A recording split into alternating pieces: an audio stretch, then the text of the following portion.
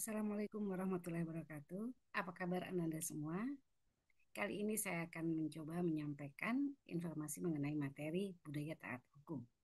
Materi ini dalam kurikulum Merdeka itu dipelajari di kelas 10 semester 1, tapi juga bisa digunakan untuk Ananda kelas 12 yang sedang bersiap-siap untuk TKA. Oke, silahkan disimak.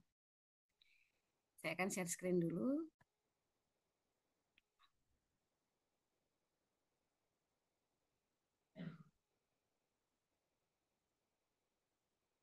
Baik, sudah tampak di layar.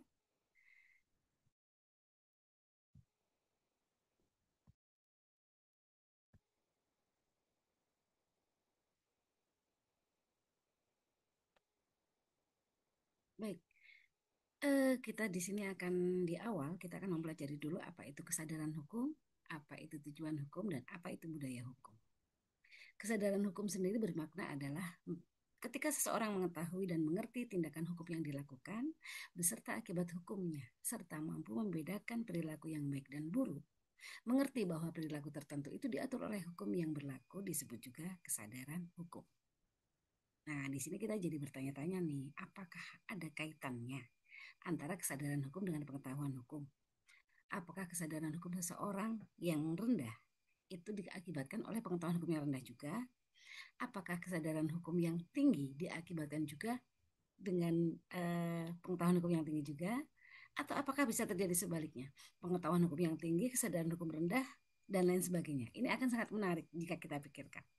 Kita lihat saja contoh di sekitar kita. Apakah itu seperti itu atau tidak gitu ya. Itu kesadaran hukum. Jadi tahu tahu mengerti, akibatnya tahu sehingga dia kemudian tidak melakukan hal yang buruk ketika orang kesadaran hukumnya tinggi. Ketika kesadaran hukumnya rendah, maka dia bisa saja akan melakukan hal-hal yang buruk karena dia tidak sadar, tidak mengerti, tidak mengetahui akibat-akibat hukumnya. Bukan sekedar hukum mengenai dirinya sendiri, tapi bagaimana jika hukum itu mengenai orang banyak, gitu ya. Lalu yang kedua, apa sih tujuan hukum? Inti dari tujuan hukum adalah mengatur pergaulan hidup secara damai dalam rangka mewujudkan ketertiban dan ketentraman masyarakat. Sedangkan budaya hukum adalah keseluruhan sikap warga masyarakat dan sistem nilai yang menentukan bagaimana hukum itu berlaku. Jadi dalam budaya hukum yang seperti apa, maka berlaku juga tata nilai sesuai hukum yang dianut masyarakat tersebut. Mohon diperhatikan teman-teman bahwa sumber dari pembelajaran saya sekarang ini adalah dari BTU atau buku teks utama yang merupakan kerjasama dari BPIP bersama dengan Kementerian Pendidikan Nasional. Oke, jadi barangkali ada sedikit berbeda ya. Kok ini tidak diajarkan gitu ya. Itu karena saya bersumber dari itu. Baik, kita lanjutkan. Ada seorang ahli bernama Cicero. Cicero ini menyampaikan sebuah adagium. Adagium itu adalah sebuah semacam semboyan atau kata mutiara yang pengetahuan dalam bahasa Latin. Dia mengatakan ubi societas ibi ius, yang berarti di mana ada masyarakat maka di situ ada hukum. Nah, apa kaitannya sih? Kok kalau ada masyarakat maka di situ ada hukum? Kaitannya adalah ketika ada masyarakat maka di situ otomatis ada orang banyak. Orang banyak dengan keinginannya masing-masing dan kadang-kadang bisa melewati batas, maka diperlukanlah hukum untuk mengatur agar orang-orang tidak melewati batas yang seharusnya. Sehingga negara bisa tetap atau masyarakat itu bisa tetap tertib dan damai, gitu ya. Selanjutnya adalah ciri-ciri masyarakat yang memiliki ketaatan hukum ya, kesadaran hukum tinggi. Ciri-cirinya adalah ada ketaatan hukum dilaksanakan oleh semua kalangan. Hak dan kewajiban dipahami dengan baik. Wah, ini keren sekali kalau masyarakatnya sudah seperti ini ya. Rendahnya tingkat pelanggaran hukum. Oke, bagaimana dengan di sekitar kita? Apakah masih tinggi atau rendah pelanggaran hukumnya? Kemudian tingginya kepercayaan rakyat terhadap aparat penegak hukum. Nah, ini juga bisa kita lihat di sekitar kita atau di negara kita. Lalu yang terakhir, penegakan hukum dilakukan tanpa diskriminasi, semua orang bisa sama atau bahasa ilmiahnya adalah equality before the law. Persamaan di depan hukum, persama kedudukan di depan hukum. Ada sebuah yang perlu kita perhatikan adalah semakin tinggi tingkat kesadaran hukum warga negara, maka secara umum penegakan hukum dan ketertiban menjadi semakin baik. Dan ini diharapkan dapat memajukan bangsa dan negara. Oke, kita lanjutkan. Dasar konstitusionalnya. Di dalam UUD 45 pasal 1 ayat 3 disampaikan bahwa negara Indonesia adalah negara hukum. Ini sudah tidak usah diutak-atik, berarti kita sudah menyepakati semuanya bahwa Indonesia adalah negara hukum. Maka berarti bagaimana? Berarti semua tatanan dalam kehidupan bermasyarakat, berbangsa, dan bernegara didasarkan atas hukum yang berlaku. Gitu ya. Sehingga apa nah? Sehingga masyarakat itu perlu tahu bahwa hukum adalah menjadi aturan yang diakui oleh semua. Gitu ya. Baik, kita lanjutkan.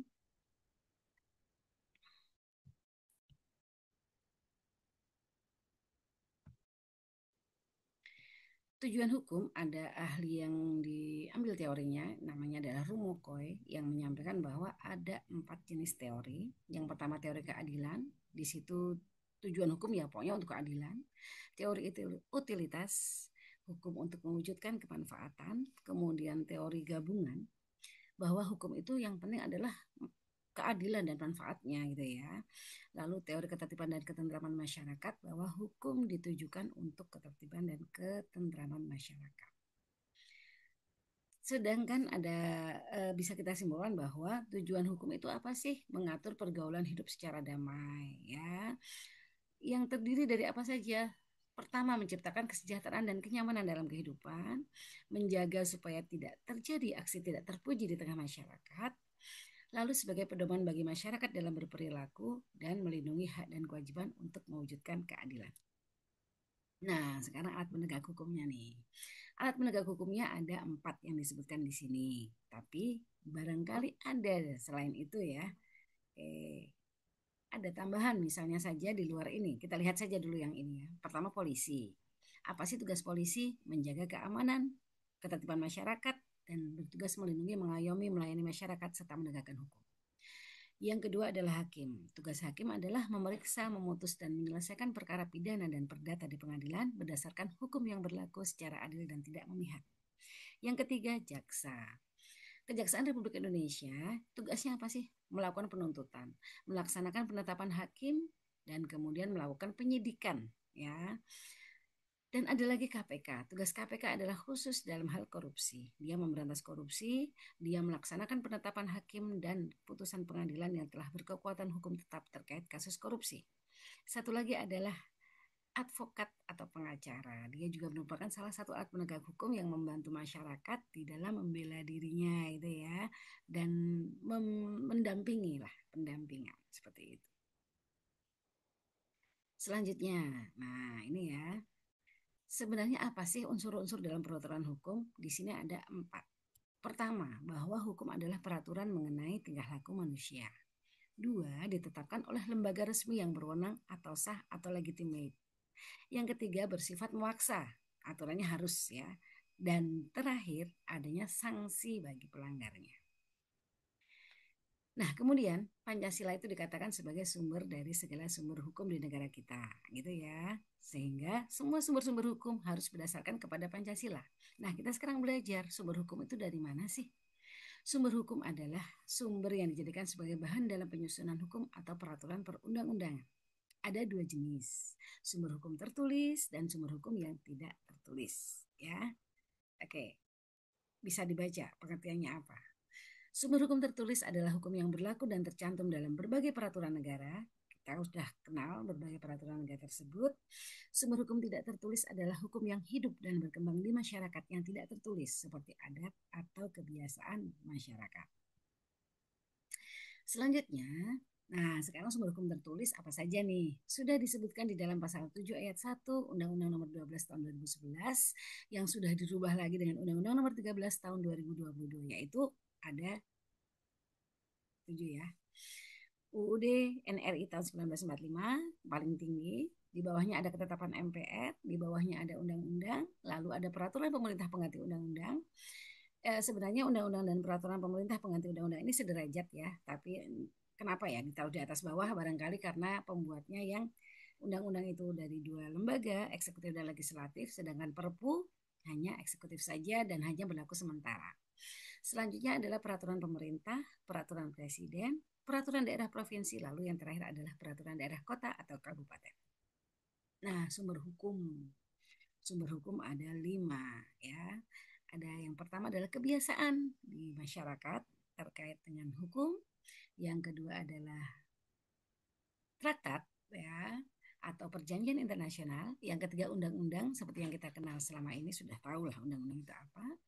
Lalu jurisprudensi atau keputusan hakim terdahulu ya. Dan kemudian adalah doktrin. Maaf. Doktrin atau pendapat para ahli. Untuk 5 ini saya biasa menyingkat dengan istilah biatrun yudo.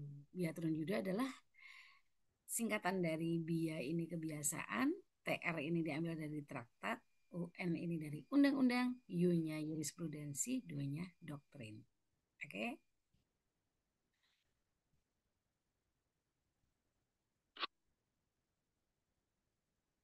Oke, kita lanjutkan.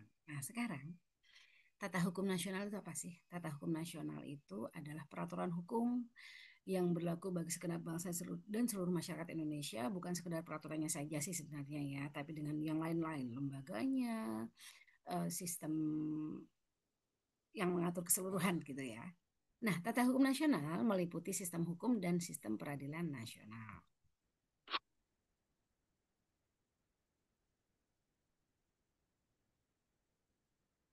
Oke, hukum adalah peraturan yang secara resmi dianggap mengikat, yang dibuat atau ditetapkan oleh penguasa, pemerintah, atau otoritas.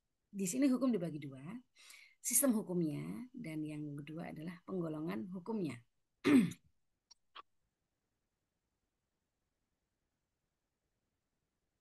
Nah, sekarang penggolongan hukum di Indonesia dibagi berdasarkan ini ya.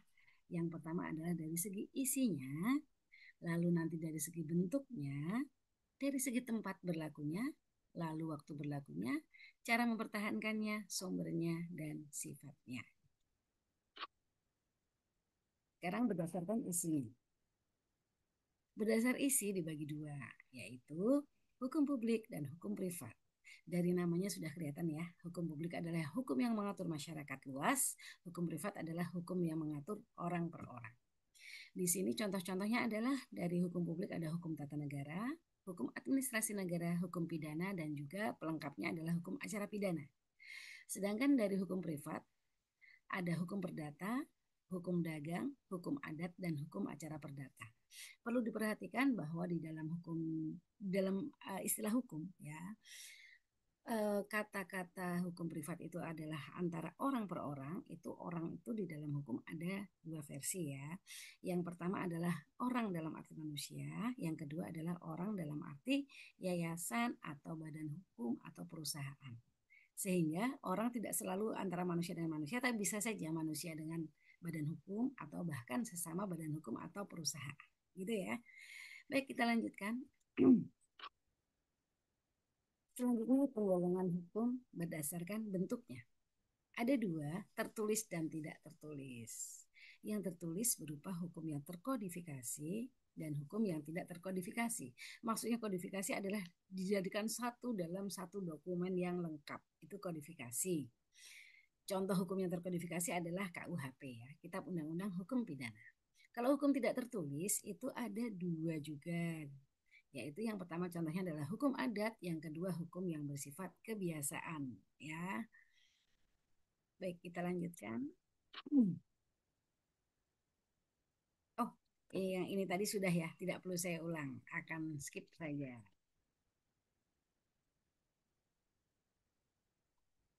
Penggolongan hukum berdasarkan sifatnya. Di sini hukum ada dua, hukum yang memaksa dan hukum yang mengatur. Hukum yang memaksa berarti di situ betul-betul dia bisa mempush warga negara untuk patuh. Ya, antara lain bentuknya adalah dengan adanya sanksi. Sedangkan hukum yang mengatur adalah hukum yang memberi batasan-batasan, hukum yang memberi informasi identitas kegiatan atau hal-hal yang perlu diketahui warga di dalam hukum gitu ya. Contohnya adalah misalnya, kalau mau memilih dalam pemilu maka syarat-syaratnya adalah ini. Itu mengatur ya. Sedangkan kalau yang memaksa adalah jika seseorang mencuri maka akan dihukum apa itu ya, seperti itu.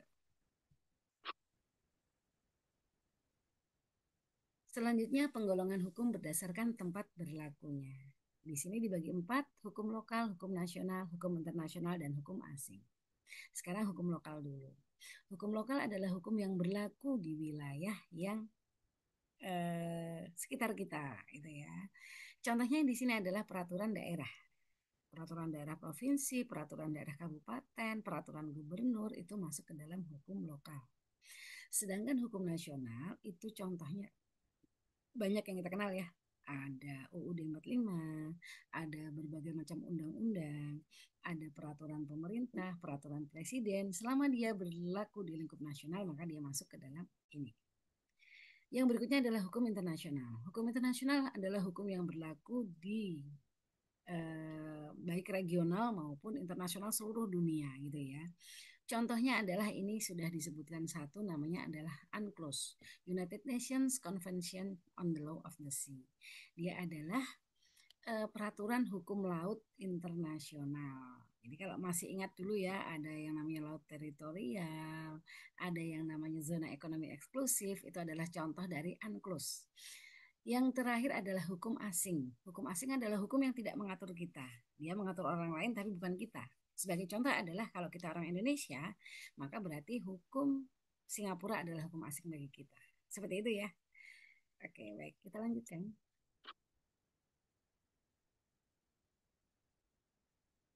Selanjutnya penggolongan hukum berdasar waktu berlaku. Di sini ada tiga. Kalau di dalam hukum sebenarnya dua sih ya. Hanya ius constitutum dan ius constituendum. Tapi ini saya tambahkan hukum antar waktu karena ini memang menjadi salah satu hal hukum yang berbeda ya. Ius constitutum adalah hukum yang berlaku sekarang atau sering juga disebut dengan hukum positif. Hukum ius constituendum adalah hukum yang berlaku di masa lampau dan sudah tidak berlaku sekarang, gitu ya. Sedang hukum antar waktu adalah hukum yang ketika ada hukum yang baru dan hukum yang lama sudah tidak berlaku, maka dia menjadi hukum yang menjadi transisi dari kedua hukum tersebut. Berdasarkan cara mempertahankannya, itu ada dua jenis hukum, hukum material dan hukum formal. Apa hukum material itu? Adalah berbagai hukum yang isinya ya aturan-aturan, sanksi, itu masuk di situ. Contohnya adalah undang-undang pajak misalnya ya. Maka siapa saja yang menjadi wajib pajak? Berapakah dia harus membayar pajak? Syarat-syarat yang lain apa itu ya? Itu masuk dalam hukum material. Kalau dalam hukum formal itu adalah hukum yang mengatur bagaimana penegakan hukum tersebut. Sebagai contoh, hukum pajak itu ketika ada orang yang ngemplang pajak, tidak mau bayar pajak, maka dia akan diadili di pengadilan. Bagaimana proses pengadilannya? Dia masuk ke pengadilan perdata atau pidana, kemudian berapa orang hakim yang ada di situ, apa saja petugas lain hakim, panitera, sekretaris, dan lain sebagainya, maka itu masuk di dalam hukum formal atau acara. Selanjutnya, nah kita akan membahas tentang peradilan. Apa sih peradilan? Segala sesuatu yang berkaitan dengan perkara peradilan, baik lembaga peradilan maupun proses-proses peradilannya. Sedangkan tugas pokok lembaga peradilan adalah menerima, memeriksa, mengadili, dan menyelesaikan perkara-perkara yang diadukan atau diajukan. Next adalah ini adalah bagan ya. Oke, ini adalah bagan sistem peradilan di Indonesia. Kita akan mulai dari bawah dulu ya. Di sini ada empat hal apa ini? Ini adalah 4 lingkup peradilan yang ada di Indonesia. Lingkup peradilan umum, lingkup peradilan agama, lingkup peradilan militer, dan lingkup peradilan administrasi negara. Dari 4 lingkup ini, maka yang paling rendah pengadilan, yang paling bawah adalah peradilan tingkat pertama. Ini adalah peradilan tingkat pertama ya. Dalam peradilan tingkat pertama ini seperti pengadilan negeri dan pengadilan agama, ini adalah posisinya berada di kabupaten atau kota. Pengadilan militer ada di tempat-tempat tertentu, demikian juga dengan pengadilan tata usaha negara. Sedangkan untuk pengadilan tinggi itu adalah pengadilan tingkat kedua. Di sini ada pengadilan tinggi negeri, pengadilan tinggi agama, pengadilan tinggi militer, dan pengadilan tinggi tata usaha negara. Semua ini ada di bawah Mahkamah Agung. Nah sekarang Kenapa kok harus ada bertingkat-tingkat seperti ini? Karena ini memang struktur organisasi, berarti yang bawah ini adalah berada di bawah koordinasi pengadilan yang di atasnya. Gitu ya. Pengadilan negeri berada di bawah pengadilan tinggi negeri. Pengadilan tinggi negeri se-Indonesia berada di bawah Mahkamah Agung seperti itu ya. Tapi ada juga makna lain adalah ketika ada orang-orang yang merasa tidak puas dengan hasil persidangan, sudah divonis tapi dia merasa tidak puas, maka dia masih bisa melakukan sebuah upaya hukum, yaitu dia bisa mengajukan ke pengadilan tinggi, namanya adalah pengajuan banding. Nah, ini suatu proses usaha ya, mencari keadilan. Nah, bagaimana ketika di pengadilan tinggi ini masih merasa tidak puas dengan hasilnya? Maka dia masih bisa melakukan satu upaya hukum, yaitu dia mengajukan ke Mahkamah Agung, yaitu berupa pengajuan kasasi. Di Mahkamah Agung ini adalah yang tertinggi, jadi sudah final. Kalau sudah di sini mentok, tidak bisa lagi gitu ya. Ya sudah diterima itu ya. Jadi nanti ada di sini pengajuannya namanya kasasi tadi ya. Kalau sudah mentok di sini bagaimana masih tidak puas lagi, maka dia ada beberapa alternatif. Yang pertama dia menerima, pasrah ya, ternyata nasibnya dihukum segitu misalnya. Yang kedua, jika memang ada bukti baru, maka dia bisa mengajukan kasus itu lagi ke persidangan, tapi mulai dari bawah lagi ya. Sedangkan yang ketiga, kalau seandainya itu kasusnya adalah yang divonis hukuman mati, maka dia masih bisa mengajukan sebuah upaya kemana? Ke atasannya Mahkamah Agung, yaitu ke Presiden. Pengajuannya namanya adalah grasi. Gitu ya. Oke, kita lanjutkan. Nah, seperti tadi saya sampaikan, pembinaan peradilan dilakukan oleh Mahkamah Agung. Jadi Mahkamah Agung adalah sebagai pimpinan tertinggi dalam hal peradilan. Apa saja kekuasaannya? Di sini ada pembinaan, organisasi, administrasi, dan sampai pada keuangan. Mahkamah Agung posisinya di ibu kota negara. Pengadilan tinggi di ibu kota provinsi, pengadilan negeri di ibu kota kabupaten atau kota. Jadi sebagai contoh, kalau di Yogyakarta, maka berarti ada pengadilan negerinya di kota Yogyakarta, Sleman, Bantul, Kulon Progo, Gunung Kidul, gitu ya. Sedangkan pengadilan tinggi di Yogyakarta hanya ada satu, yaitu di kota Yogyakarta. Karena dan satu provinsi hanya satu saja.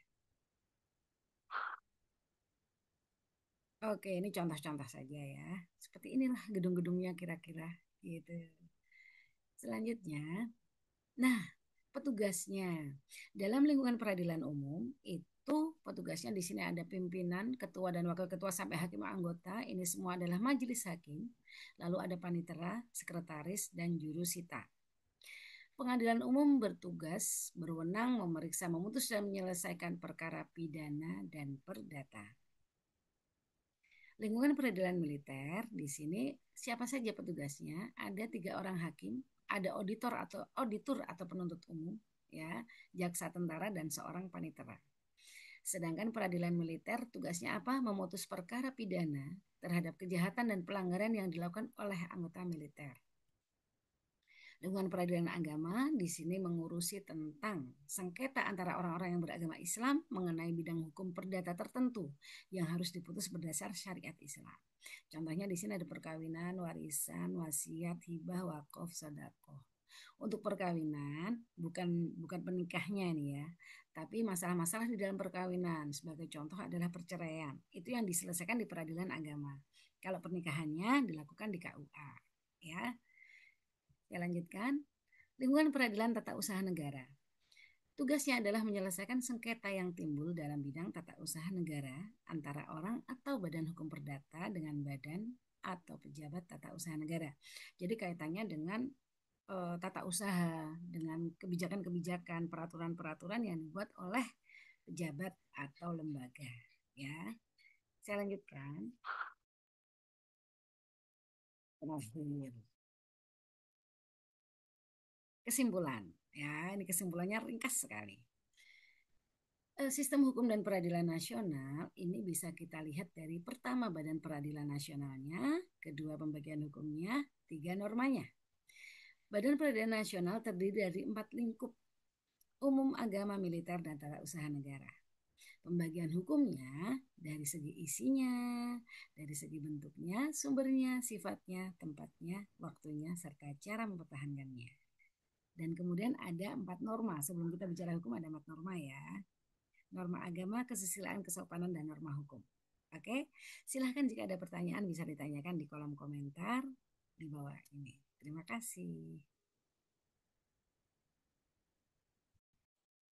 Terima kasih perhatiannya. Jangan lupa di subscribe karena saya akan berusaha aktif lagi menyampaikan berbagai hal tentang info-info pendidikan Pancasila.